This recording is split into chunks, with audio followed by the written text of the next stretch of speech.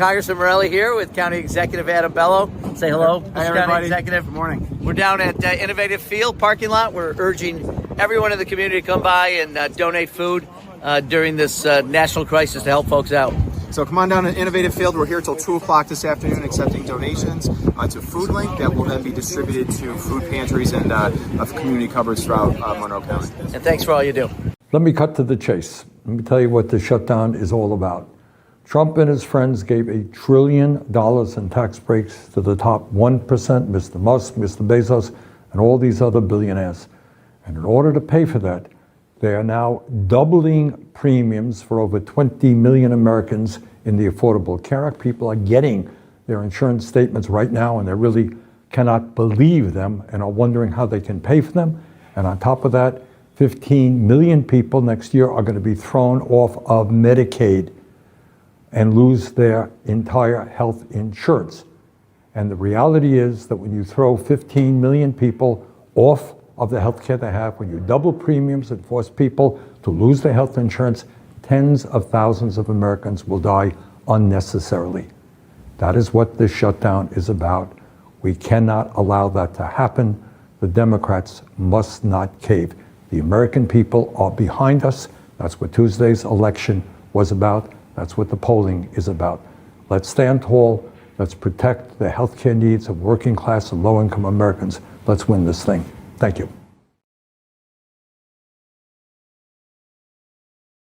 Let's bring in Republican Senator from Ohio, Jon Husted. Senator, thank you so much for being here this Saturday afternoon. I think a lot of Americans are looking at you, Senator, and your 59 colleagues thinking, we don't care about who's to blame right now. We don't care that you say it's Democrats. Democrats say it's you. We just want this sorted out. Why can you not find a compromise, Senator? What say you to that? Well, the bottom line is I've voted 14 times to open the government. We have 3 Democrats that have joined us. We just need 5 more. This is how stalemates are usually broken. A clean CR. Republicans did it when Joe Biden was in office. A clean CR. Keep the government going. Here's the bottom line. We're having disagreements over health care. There's nobody in this chamber that wants to make health care more affordable than I do. But Obamacare is broken. It is a flawed program. What they want to do is subsidize insurance companies rather than consumers. We disagree with that. We can have that debate, but let's open the government today, and then we can air that all out between now and the end of January, find a solution that's bipartisan. That's the pathway forward. We just need 5 more Democrats to join us.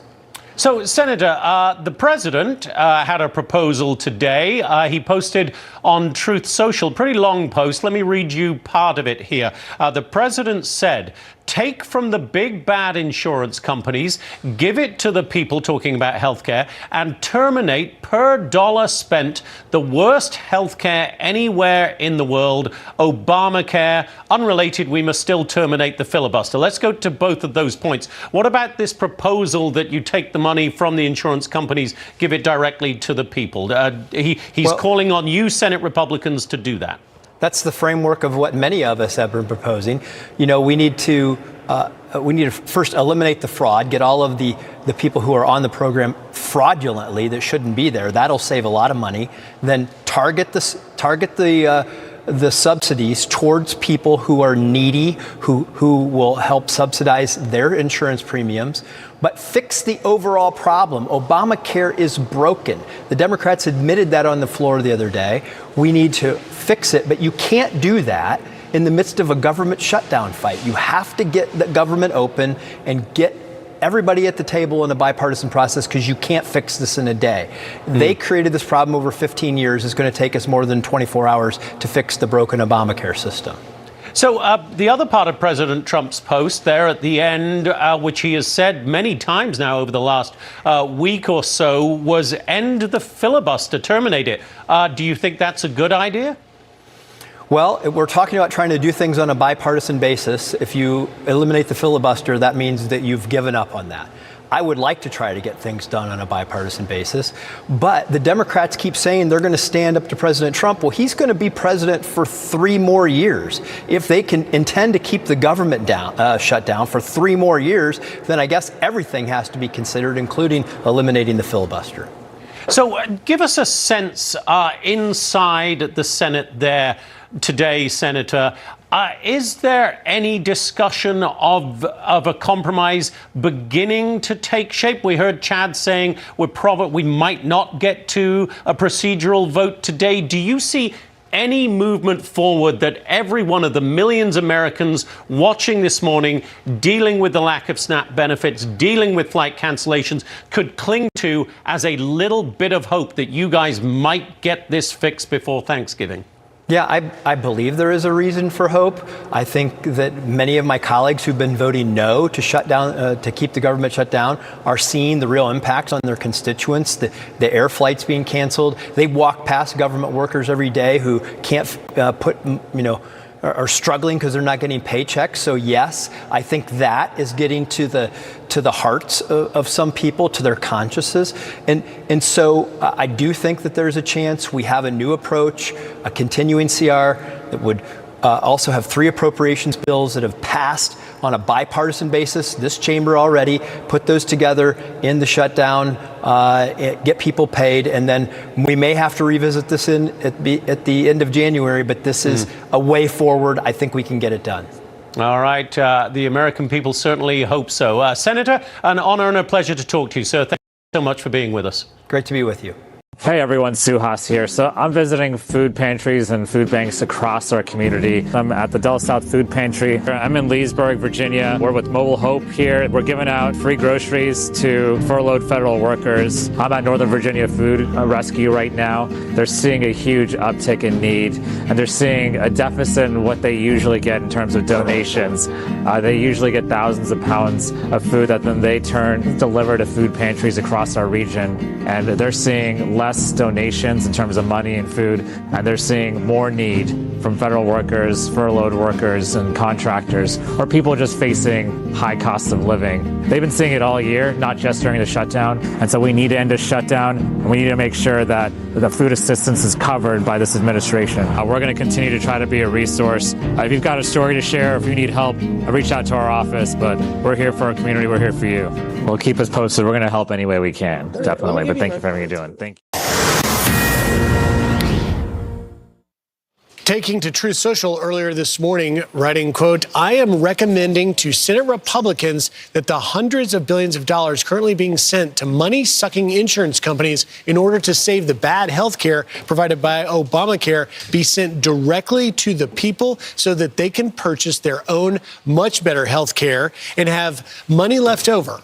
In other words, take from the big bad insurance companies, give it to the people, and terminate per dollar spent the worst health care anywhere in the world, Obamacare. Unrelated, we must still terminate the filibuster." Here to react, Oklahoma Senator and GOP Conference Vice Chair James Lankford. Senator, thanks for being here. Let me just get your reaction to what President Trump is really putting out on Truth Social.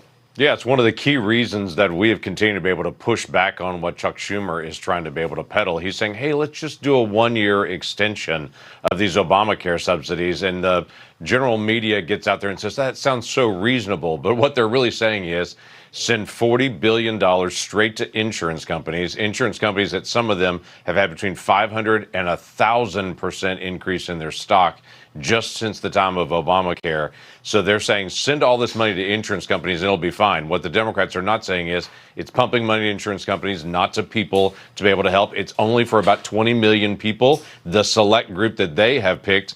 It's not the general population line. Most people's insurance rates are going to continue to go up. Democrats are only trying to subsidize a certain group of folks. It's also funding directly towards abortion. And Democrats won't say this. This was their end around to be able to fund elective abortions by sending money to insurance company, then allowing the insurance to be able to cover abortions as well. So the dutiful media just continues to be able to say this sounds so reasonable from Chuck Schumer, but the facts belie that. Well, and so to be fair, we'll let you hear a little bit of, let our viewers hear a little bit of what Chuck Schumer says he's offering. Listen to this, Senator. Democrats are ready to clear the way to quickly pass a government funding bill that includes health care affordability. Leader Thune just needs to add a clean one-year extension of the ACA tax credits to the CR so that we can immediately address rising health care costs. The ball is in the Republicans' court. We need Republicans to just say yes. But, Senator, you say no thanks. Yeah, I say absolutely no thanks. His statement of just Republicans come vote with us, fund abortion from federal tax dollars, send billions of dollars to insurance companies, to just a select group of people, not to help everyone in America, send money to people making up to $500,000 a year. That's what their subsidies for. And also folks on the lower end of it where they're doing zero premiums there. We've actually found there's a tremendous amount of fraud where insurance companies are signing up people that don't even know they have the coverage. So Democrats are saying, let's just keep that rolling. That's working good for us. Let's just keep that rolling. I think the American taxpayer is saying, nope, that's not what we're looking for. And Senator, just in the last few seconds I do want to get your take on where you stand. Would you support breaking the filibuster, even if in a narrow appropriations lane, to open the government back up? Yeah, I don't support breaking the filibuster because I've seen up close and personal what Joe Biden would do. If Donald Trump was president from here on out, that wouldn't be an issue, but it's not going to be forever. I don't know who's the president 5 years from now, 10 years from now. Once you break it, you break it, and I know what Joe Biden would have done with that.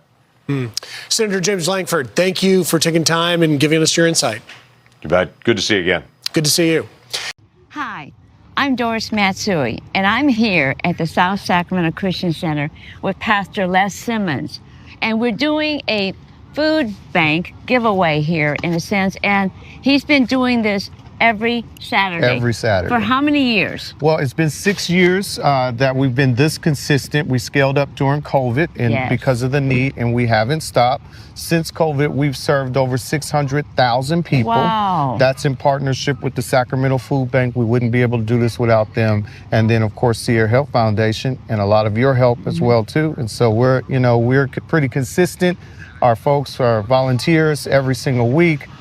We serve well over 1,500 people every single week. Wow. And we're thankful to play a role in supporting our community. This is really wonderful when you see all the volunteers here who consistently come out every Saturday. This is really a love for them because they see the people who really need the food, and there's a connection there. Right. Because we all know that food brings people together. Right. And with a lack of food, not only do people get hungry, but they also lose their spirit too. Correct. So this is what it's all about.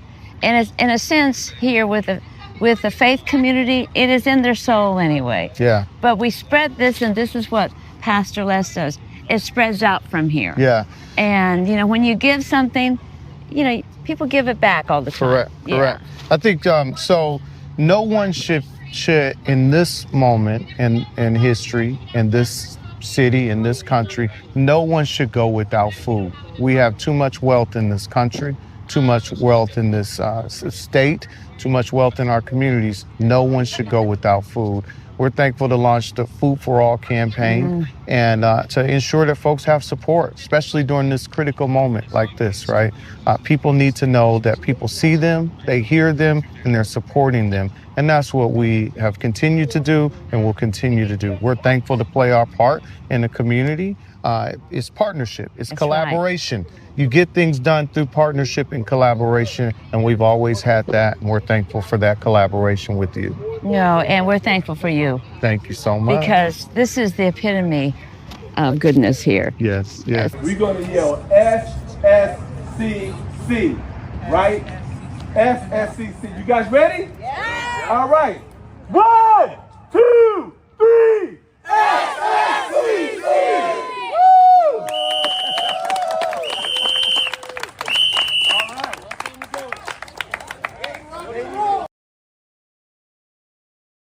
Iowa's 3rd District Congressman Zach Nunn was back in central Iowa yesterday visiting Drake University's Head Start program. Nunn says he supports the spending bill that passed the House. The bill has been rejected in the Senate, though, 14 times. This week marked the longest federal shutdown in American history. For Iowa, the impact is real. It means reduced food assistance for families, paychecks delayed for our federal workers, the ripple effect that has on our small businesses and farmers who don't know whether USDA is going to be able to help them this harvest season. Equally important, it means that thousands of our National Guard troops who are forward deployed don't know whether their families back here on the home front are going to be able to fill up the minivan or fill up the fridge come this Thanksgiving. It doesn't have to be this way. So while some Senate Democrats shut down the government to appease their radical base, I've been right here, on the ground, working for our communities, working to deliver despite the government being closed. This week, we met with food pantries who are helping families. We've been talking with farmers and opening up new trade opportunities. We've been working with our law enforcement. All of these folks depend on a federal government that works for our communities. Throughout the gridlock, Iowans are stepping up to help their neighbors, and we've been here having honest conversations about what's wrong with DC, but more importantly, how we fix it together. The message has been clear. Stop using Iowa families as hostages in a political game. Let's get the government open today.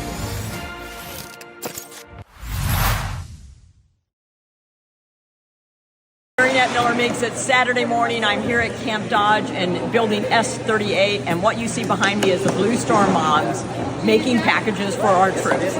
As a young military member, enlisted and active duty lieutenant, love getting packages from home. So what we're doing now to help do these packages for our young service members that are stationed, especially overseas, is going to be well received. I also want to say, you're in Iowa when you put out a call that you just found more troops stationed abroad, and you put out the notice that you need things, and Iowa delivers. This is a result of Iowa delivery, Iowa nice. With that, go Hawks. This is live. People are dealing with this situation as we speak. We can fix this. If we care about making sure families can afford their health care, we should all agree on that. We should get 100 votes here for people to say we're going to do everything we can to protect health care for Americans. So Democrats are offering today a very simple, straightforward compromise. All we have to do is have a one-year extension of a clean bill that's law now. It's expired. It's just an extension of an existing law dealing with tax credits. And over the next year, we can figure out a long-term solution to the health care challenge that we're facing as a country. Leader Thune has said, quote, "Give us the votes to open up the government. Then we will have a conversation about some of these issues that you want to discuss." And I think health care is certainly something we are anxious to all talk about, end of quote. And perhaps most importantly, even President Trump has said he'd be happy to work with Democrats on health care policies, but only once the government is reopened. This proposal opens the government and ensures that families who are shopping right now for their health care can get immediate financial relief at a time when costs are driving families to make incredibly difficult financial decisions. Compromise is a two-way street. And they have shown us that these, and we want them to show us that these are not just empty words, that they really are willing to compromise, and they do want to take action. Robert Aderholt here. I just want to say thanks to all of our Vietnam veterans again. This is commemorating the 50 years of the ending of the Vietnam War, and very fortunate to have a chance to meet a lot of our Vietnam veterans earlier this year in Florence and Lauderdale County, and then again down in Cleveland, down in Blount County, when we did an event where we were able to present a pin to all the Vietnam veterans.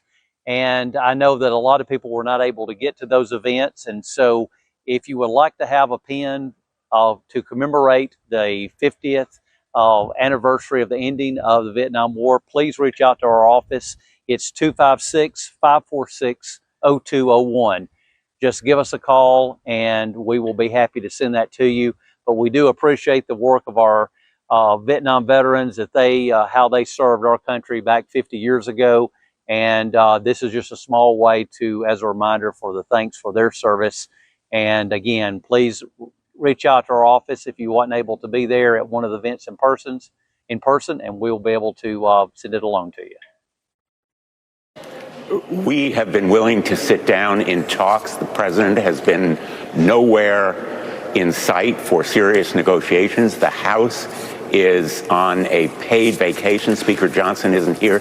They are necessary actors. Speaker Thune can promise all he wants, but it takes the House and the president to agree as well. And here's the really important point. Listening to Leader Thune, nowhere there is a promise to include extension of the healthcare tax credits as part of that continuing resolution. And so, as I was saying, the idea that we would accept some indefinite promise for a vote on an indeterminate bill, not good enough, because right now, Chris, literally in Connecticut on our exchanges, premiums are skyrocketing. We heard from a witness yesterday from Wisconsin, a woman who is in effect dependent on the ACA there. And her plea to us was, please, my costs of groceries and rent and everything else is rising. Make insurance affordable. And that's what we need to do right now. A new bill introduced by U.S. Senator Tommy Tuberville could require rideshare companies to hire only English-speaking drivers. It's called the Uber Act, and it would align hiring standards with all federal commercial driver's license requirements. Senator Tuberville says the bill seeks to foster immigrants' adoption of American societal norms. Whether we like it or not, these people are here. They are not assimilating to our American way of life. Many of them don't speak English or read English. English is our national language. If you want to come here, you should be able to speak and read English. Tuberville says rideshare companies, especially those that receive taxpayer funding, have an obligation to vet the drivers who are transporting American citizens on American roads. Over the last couple of weeks, I've been talking to folks in Arizona, a lot of them now. Just yesterday, I spoke to a woman from Buckeye. I think her name was Leslie. She was a diabetic. Her premium is currently $600 a month. With these tax credits going away, it'll be over $1,000 a month. There was also a veterinarian I spoke to, I think it was yesterday or the day before, that her medication costs $8,000 a month. Her current premium is $900. It's going to go up to over $1,300 a month without these tax credits that have been in place and helping people. And it's millions and millions of people who will be unable to afford their health insurance if we do not do something about this as Congress. The Speaker, the Speaker needs to understand that he is the Speaker of the House. Republicans also are in control of the Senate and the White House. But this president is refusing to negotiate a fix for this. He has spent a grand total of about an hour on this in the last 6 or 7 weeks. It is very stressful not knowing when that money is coming in, working with creditors, trying to make sure bills are covered, groceries are covered, gas is covered, everything. Knowing that we're not in this alone is a really big help too. Thank you to the Democrat leader for yielding to a question. Have you put forward a proposal that we can read that you referenced in your speech, what says a clean continuing resolution with the extension of the ACA Biden COVID credits? It's very simple, because we have 2 sentences we would add to any proposal, which would extend the ACA benefits for 1 year. That's all, plain and simple. And the leader can put that in his proposal on opening up the government. So it doesn't need a vote. It can't be blocked by anybody. It's the right thing to do. Once we pass the 1-year fix, so people right now aren't in difficulty, we would sit and negotiate that. The leader has said he won't negotiate before. We're willing to negotiate once the credits are extended, plain and simple. And we made that in our proposal yesterday.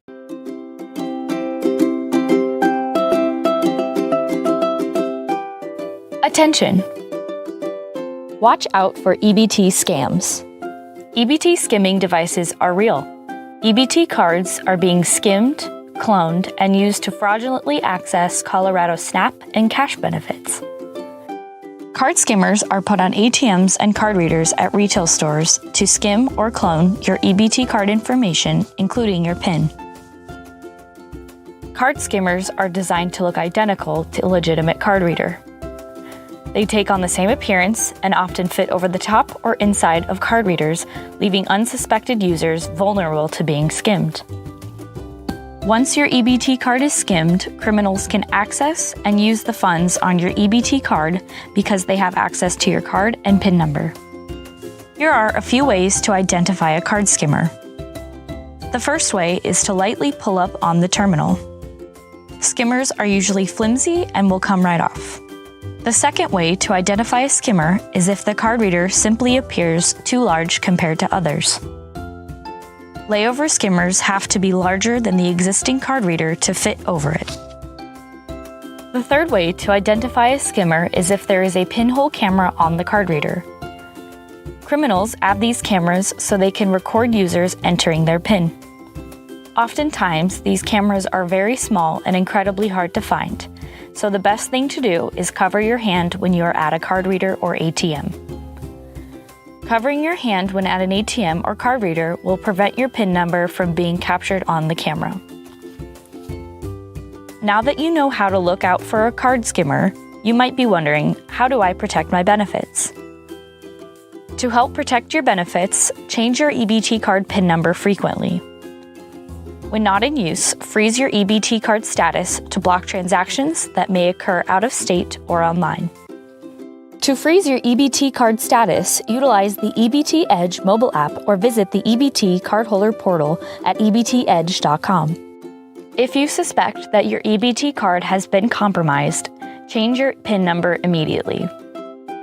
Consider replacing your EBT card as soon as possible or freeze the status of your card.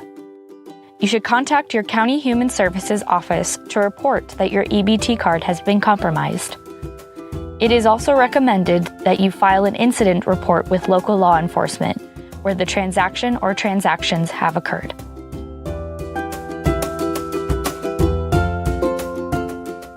I had a great visit today with the president at the White House. You know, for us that's in the cattle business, cattle market has been very volatile. And keep in mind, these meat packers, the ones that are profiting from the low cattle prices, these are the same ones that had an antitrust settlement back in 2019. So by the president saying, hey, we're going to instruct DOJ to look at this again, his number one focus is to bring down the price of groceries on the table. When we sat there and explained to him what was happening, he was completely receptive. I'm telling you, the president dove into it deep. He was asking all types of questions, and it was such a surreal moment to see how serious the president was, as saying, my number one goal is to bring down the price of food. How do we do that? As many meetings I've had with the president at the Oval Office, this was probably one of the most meaningful ones I've had, because it was supposed to be 30 minutes and ended up going an hour and a half because we dove so deep into the questions. And I got to thank Cindy Hyde-Smith, the senator from Mississippi, and Tim Sheehy, senator from Montana, who just contributed so much to the conversation.